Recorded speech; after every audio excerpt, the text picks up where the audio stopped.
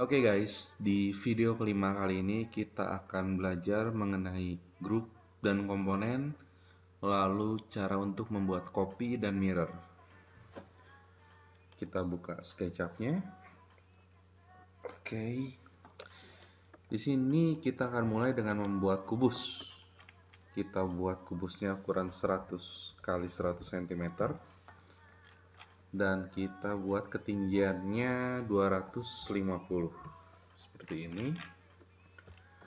Lalu kita seleksi semuanya dan kita aktifkan Tools Move. Di bagian bawah ada keterangannya Pick 2 points to move, Control toggle copy. Jadi ketika kita menekan tombol Control satu kali, maka akan muncul simbol plus di kursor. Artinya kita sedang masuk ke mode copy. Kita tinggal pilih salah satu titik acuannya, misalkan sudut kiri bawah ini. Lalu kita pindahkan. Kita ketik angkanya misalkan 500. Seperti ini. Ini untuk mengcopy benda.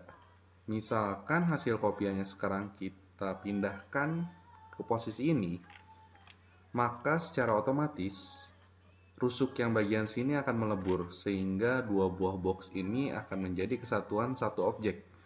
Ketika kita mencoba memindahkan kubus yang bagian atas saja, maka bendanya akan tertarik seperti ini.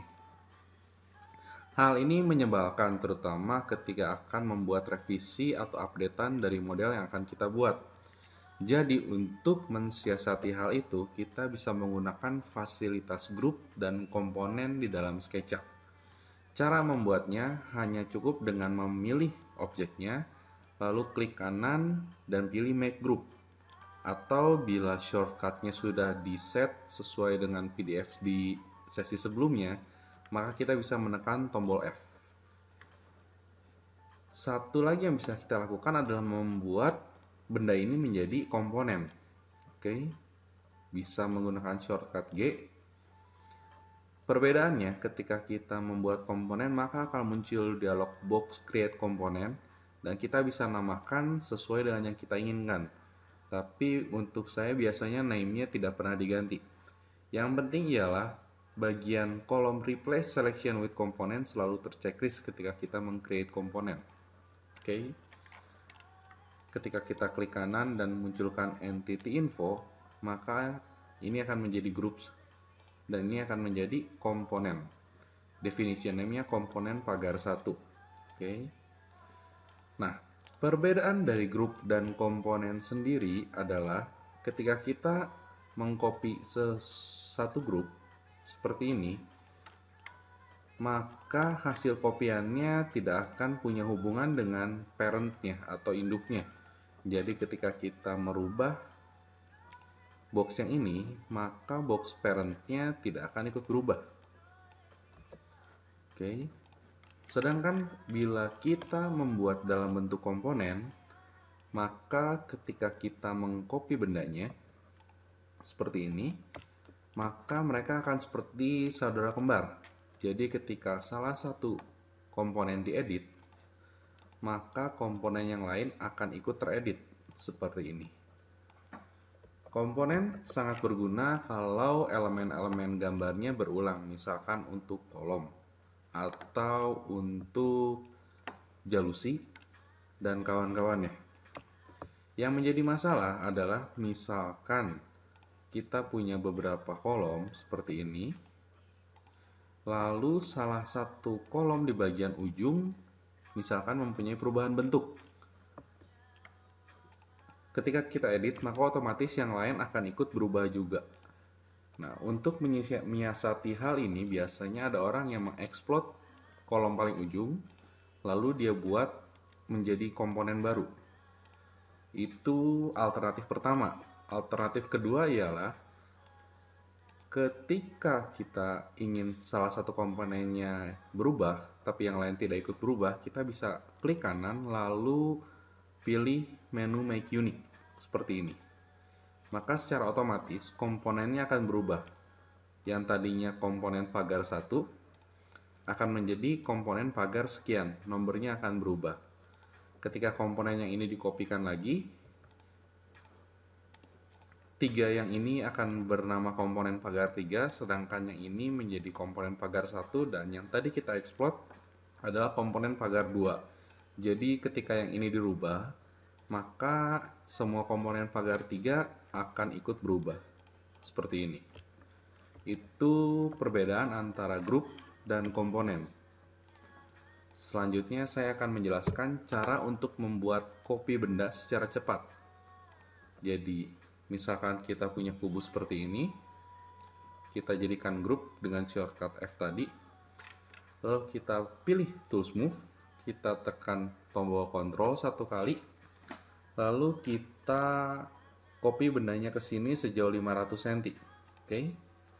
Nah, sebelum kita mengklik atau melakukan hal yang lain, kita bisa tekan tombol X, lalu kita masukkan jumlah kopian yang kita inginkan. Misalkan kita X4, maka akan ada 4 buah kubus hasil kopian beserta 1 buah yang asli. Itu dengan menggunakan metode array namanya. Jadi saya ulangi, pilih benda, move, tekan Ctrl, masukkan jaraknya, lalu sebelum melakukan hal-hal yang lain kita tekan X lalu masukkan jumlah kopiannya. Seperti itu. Array bisa dilakukan bila kita menggunakan tombol X, atau satu lagi bila misalkan kita menggunakan tombol per atau bagi.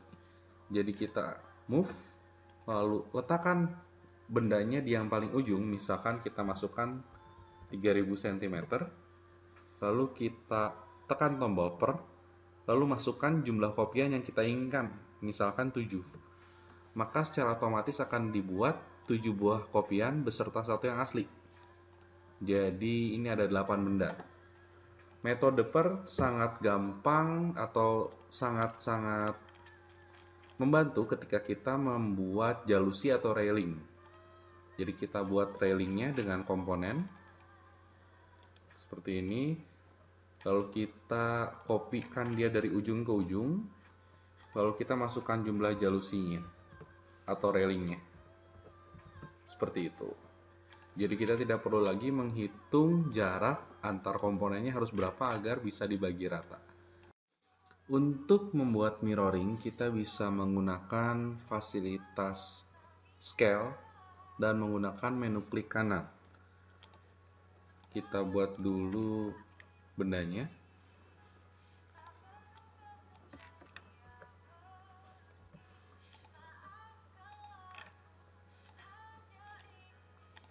Misalkan seperti ini.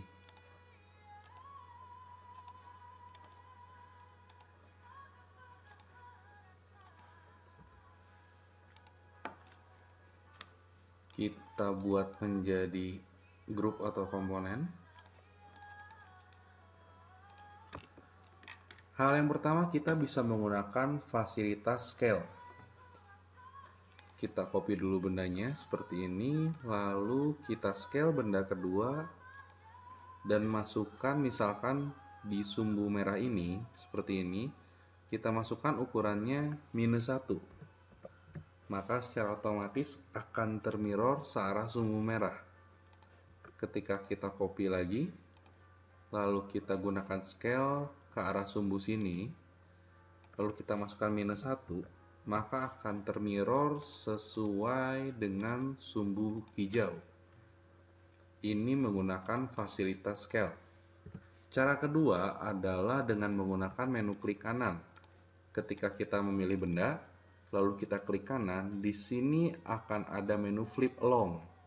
Kita gunakan misalkan flip along red, maka akan terflip sesuai dengan sumbu merah, atau kita klik kanan lalu pilih flip along groups blue, maka akan terbalik. Demikian video tutorial kelima ini, sampai jumpa di video berikutnya.